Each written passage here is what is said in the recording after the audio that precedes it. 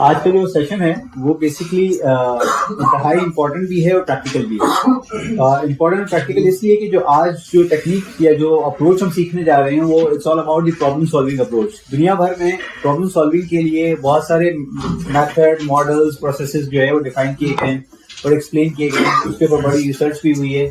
ये जो मॉडल है ये बेसिकली इनोवेटिव सॉल्यूशंस के लिए है। ये जो अप्रोच है ये इनोवेटिव सॉल्यूशंस के लिए। इसका नाम है डिजाइन थिंकिंग।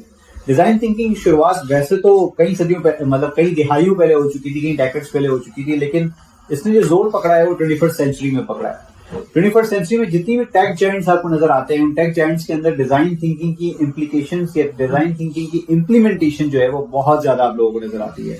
खास तौर पे फाइनेंशियल सेक्टर के अंदर, खास तौर पे सर्विस सेक्टर, फाइनेंशियल सेक्टर के अंदर डिजाइन थिंकिंग का जो रोल है वो बहुत ज्यादा, उसकी इन्वॉल्वमेंट बहुत ज्यादा है।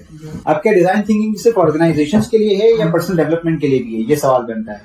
तो जो क्लेम्स करने वाले हैं, जो एक्सपर्ट्स हैं, उनका कहना ये है कि डिजाइन थिंकिंग कैन सॉल्व या can be used to solve all sort of problem. यानी हर तरह का प्रॉब्लम, हर तरह का मसला जो आपकी लाइफ में है, चाहे वो पर्सनल लाइफ में हो चाहे प्रोफेशनल लाइफ में हो, अगर आप ये मॉडल एटलीस्ट अप्लाई करना सीख लें तो आपके लिए डिजाइन थिंकिंग के जरिए, इस मॉडल के जरिए उस सॉल्यूशन तक पहुंचना या रिक्वायर्ड ऑब्जेक्टिव तक पहुंचना जो है वो आसान हो जाता है। अब नाउ डिजाइन थिंकिंग, जाहिर सी बात है, नाम से अजीब एक डिफरेंट यूनिक चीज लगती है कि थॉट प्रोसेस को डिजाइन करना। सो डिजाइन के लफ्जी मायने के ऊपर ना जाइएगा। डिजाइन का जो बेसिकली जो मतलब है यहाँ पे वो बेसिकली रेफर कर रहा है प्रोसेस को। So it's all about the process. एक पूरा का पूरा एक प्रोसेस है जिसको कंप्लीट करते हुए जो है वो आप एक इनोवेटिव आइडिया या इनोवेटिव सॉल्यूशन तक जा सकते हैं। तो सवाल ये पैदा होता है कि मैं और आप इसको पढ़ क्यों रहे हैं, मतलब आप क्या जरूरत है, मुझे और आपको क्या जरूरत पड़ेगी कि इसको डिजाइन थिंकिंग को अप्लाई करें और जो है वो अपने सॉल्यूशंस का जो है, अपने प्रॉब्लम्स का जो है सोल्यूशन निकालें। तो जवाब ये है कि आपको अक्सर कहा जाता है out of the box thinking, वो वाली out of the box thinking. तो वो out of the box thinking कैसे होगी उसका फ्रेमवर्क भी आपको यहीं से मिल जाएगा। एक एग्जाम्पल लेते हैं। आज से तकरीबन कोई 12-13 साल पहले एयरबीएनबी का नाम किसी ने सुना है? एयरबीएनबी के बारे में मशहूर है कि वो क्या करती है। कोई बता सकते हैं एयरबीएनबी का बिजनेस क्या है? प्रॉपर्टी रिलेटेड है। प्रॉपर्टी रिलेटेड है। क्या करते हैं वो लोग एयरबीएनबी वाले? कोई ऑनलाइन वाला बता सकते हैं एयरबीएनबी क्या करते हैं? एयरबीएनबी क्या करते हैं? बेसिकली वो घर जो है वो रेंट पे दे रहे होते हैं। यानी अगर आप बाहर मुल्क में जाते हैं, कहीं पे भी जा रहे होते हैं और आप क्या कर रहे हैं, ट्रैवल कर रहे हैं और आपको एक घर चाहिए, किराए पे घर चाहिए, जस्ट लाइक सराया होटल, आपको एक रूम चाहिए, एक रात के लिए स्टे करना है, कुछ रातों के लिए स्टे करना है, रहना चाहते हैं, आपको होटल नहीं मिल रहा, सस्ती और टिकाऊ जगह पे रहना चाहते हैं, तो आपको एयरबीएनबी पे जो है वो घर मिल जाते हैं। आप जाके वो वहां पे जो है अपनी रिहाइश ले सकते हैं। आप बुक करते हैं, फ्लैट देखते हैं, तस्वीरें नजर आती है, जगह नजर आती है, आपको समझ आता है कि यार उस जगह पे एयरबीएनबी पे जो है वो अपार्टमेंट मौजूद है, मैं जाके हुए अपनी एयरबीएनबी पे बुकिंग करूंगा और उस जगह पे जाके रहना शुरू कर दूंगा। मुझे पता है कि मेरा विजिट जो है उस कंट्री, उस शहर के अंदर या उस इलाके के अंदर है। अगर एयरबीएनबी पे वो जगह मौजूद है तो मुझे वो मिल जाएगी। तो इट्स लाइक करीम, मतलब करीम जो है वो गाड़ियों की सहूलत दे रहा है। ये किसकी सहूलत दे रहा है? घरों की सहूलत दे रहा है। लेकिन ये बहुत पुराना मॉडल है, अगर आपने नहीं सुना तो ये हैरानगी वाली बात है। बहरहाल तो हम आगे बढ़ते हैं। एयरबीएनबी एक नया स्टार्टअप था 2009 में। ये it was close to bust, मतलब तबाह होने के करीब था, क्योंकि जाहिर सी बात है इसको कोई जानता नहीं था। एक नया आइडिया था, नया कॉन्सेप्ट था, लोग इसको इतना ज्यादा प्रमोट नहीं कर रहे थे। अराउंड उसका कोई जो रेवेन्यू था वो $200 पर वीक था, और जो कि 3 पार्टनर्स में डिवाइड हो रहा होता था। 3 पार्टनर जो कि सैन फ्रांसिस्को में रहते थे, 3 पार्टनर्स में जो है ये रेवेन्यू उसका डिवाइड होता था। और जो है वो पैसे जाहिर सी बातें नहीं आ रहे थे, इतना ये चल नहीं रहा था और लगता था कि ये भी अनकरीब बंद हो जाएगा।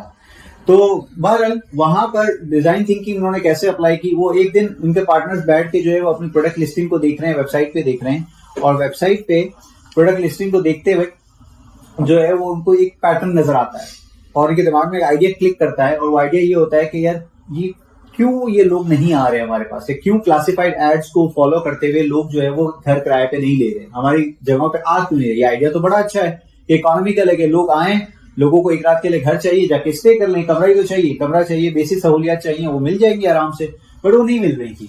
तो उनको 40 लिस्टिंग वहां पे थी, कोई 40 या उससे ज्यादा की लिस्टिंग्स मौजूद थी, और उसके अंदर उनको एक पैटर्न नजर आया and they identified the pattern. और वो पैटर्न ये था कि सारी की सारी तस्वीरें या तो लोगों ने अपने मोबाइल कैमरे से ली हुई थी, या फिर जो है वो क्लासिफाइड एड्स थी, यानी जो इंटरनेट से उठाकर तस्वीरें डाली गई थी। सो वो रियल तस्वीरें नहीं थी, या अगर रियल भी थी तो उसकी पिक्चर क्वालिटी इतनी बुरी थी कि वो उस तरह से जो है वो लोगों को अट्रैक्ट ही नहीं कर रही थी, अपील ही नहीं कर रही थी। So what he did actually, उसने एक बिल्कुल आउट ऑफ द बॉक्स एक वियर्ड सा आइडिया उसके दिमाग में आया। उसने कहा यार एक काम करते हैं।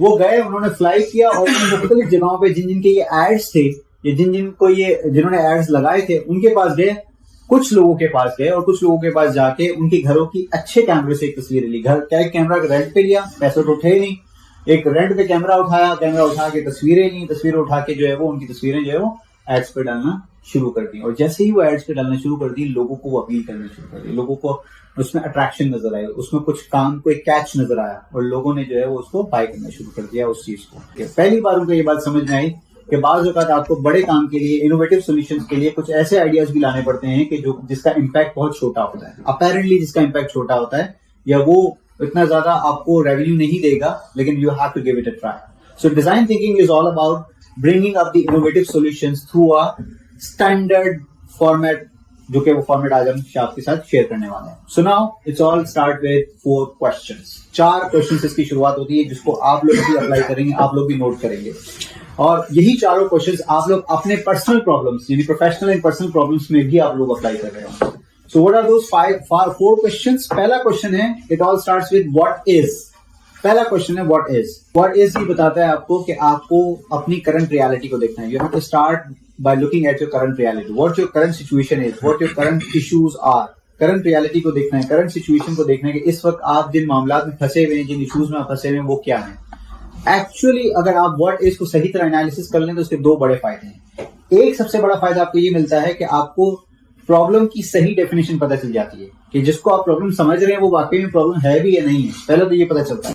नंबर 2, आपको जो दूसरा बेनिफिट मिलता है अगर आप प्रेजेंट सिचुएशन को या व्हाट इज को सही तरह समझ लें, तो वो मिलता है आपको कि आपकी जो एक्चुअल नीड है यानी जो एक्चुअल ऑब्जेक्टिव है आप उसको आइडेंटिफाई कर पाते हैं कि पहुंचना कहां है, एक्चुअल आपकी नीड है क्या, एक्चुअल आपका इशू है क्या। पहले तो आपने जिसको प्रॉब्लम आप समझ रहे हैं उसकी रियल डेफिनेशन आपको पता चलती है when you focus on your present situation, और दूसरा आपको ये पता चलता है कि आपकी एक्चुअल नीड क्या है।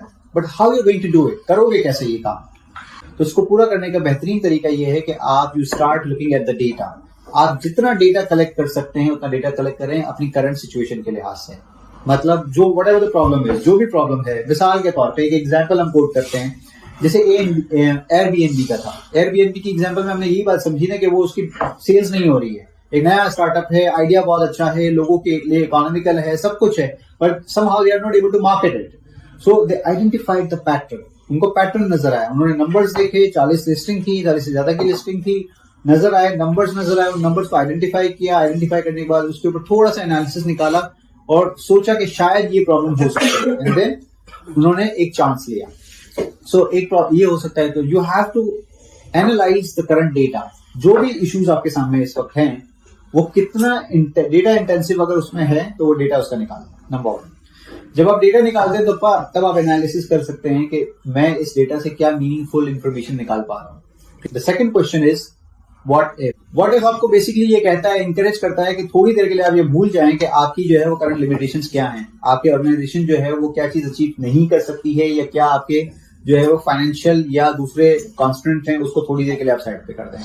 क्योंकि जब तक आप उसको साइड पे नहीं करेंगे तब तक आपके लिए जो है वो इनोवेटिव आइडियाज के ऊपर काम करना जो है वो मुमकिन ही नहीं है। क्योंकि इनोवेटिव आइडियाज का मतलब ही यही है कि आप कॉन्स्टेंट से हट के काम करो। So what if basically encourage कर रहा होता है कि अगर ऐसा हो जाए तो, अगर वैसा हो जाए तो, व्हाट इफ कि ये वाला आइडिया है, व्हाट इफ अगर ऐसा हो जाए, व्हाट इफ अगर वैसा हो जाए।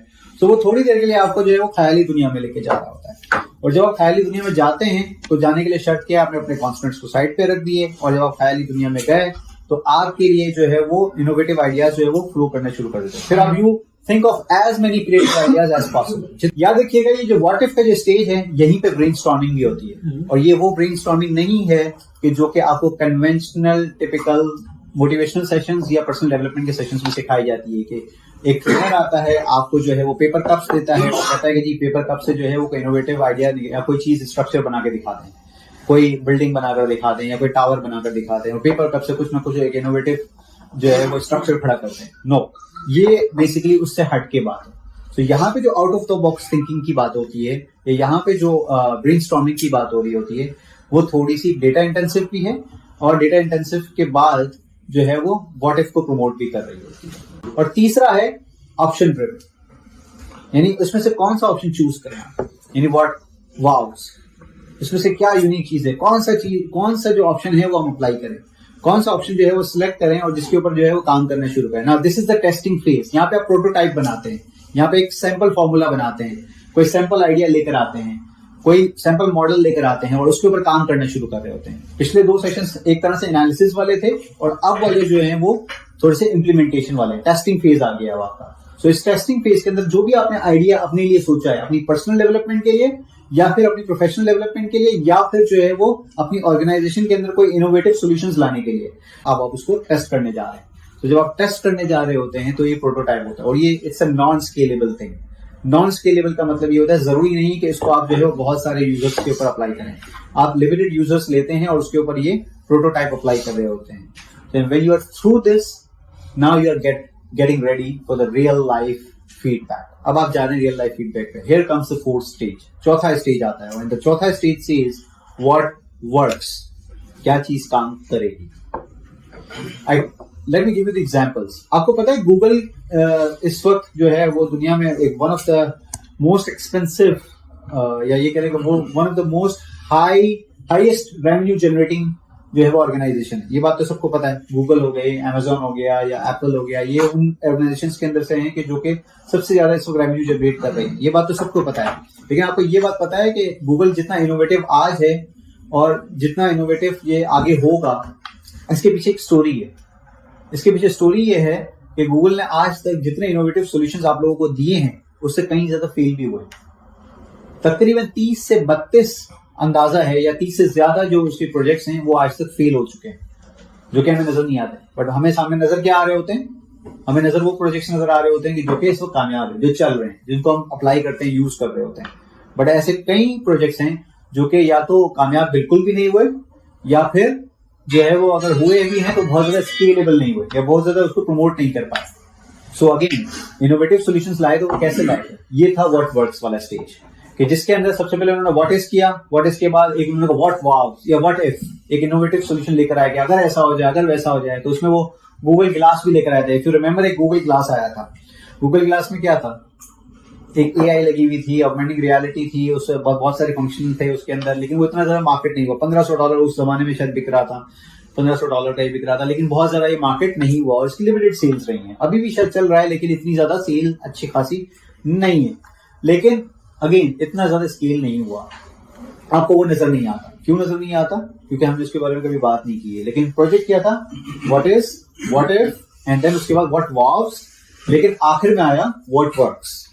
And the what works is a iterative process. It's a iterative process का मतलब ये है कि आप ट्राई एंड एरर बेसिस के ऊपर जा रहे होते हैं। अप्लाई करते हैं, you wait for the feedback, apply करते हैं, you wait for the feedback, and when you get the feedback, you mold your approach। आप अपने अप्रोच को मोल्ड करते हैं एंड देन आप अपने अप्रोच को ठीक करने की कोशिश कर रहे हैं। So it's so quick, so fast कि इसके अंदर आप टाइम नहीं लगाते। आप अगर इस फ्रेमवर्क को फॉलो करते हैं तो व्हाट वर्क्स बेसिकली आपको इंकरेज कर रहा होता है कि आप इटरेटिव प्रोसेस की तरफ जाएं, यानी ट्राई एंड एरर बेसिस की तरफ जाएं। व्हाट वाव से जो सोल्यूशन आपको निकल के आया था, आपने उसको अप्लाई किया, now you are waiting for the real life feedback. Real life feedback मिला, उसको प्रोसेस को ठीक करने की कोशिश की, नहीं काम कर रहा, दोबारा से इसको ठीक किया, दोबारा से मोल्ड किया, नई अप्रोच लगाई, फिर अप्रोच किया, फिर फीडबैक डिफरेंट आया, उसको फिर और इंप्रूव किया। So it's a to and fro method, जिसके अंदर आप जो है वो चीजें ठीक करते हैं, अप्लाई करते हैं, you wait for the feedback, result मिलता है, वापस ठीक कर रहे होते हैं। So when you do it, when you apply this whole concept in your personal life, तो आपके लिए जो है वो इंप्रूवमेंट की तरफ जाना या इनोवेटिव आइडियाज की तरफ पहुंचना जो है वो आसान हो जाता है। सो इट्स अ कंप्लीट प्रोसेस। आखिर में व्हाट वर्क्स में कुछ चीजों का ख्याल रखना होता है, एंड वो कुछ चीजें क्या हैं वो जरा जहन में रख लीजिएगा कि जब ये व्हाट वर्क्स होता है इसके अंदर कुछ कंडीशंस है। पहली कंडीशन ये है कि it should be human centric, number 1।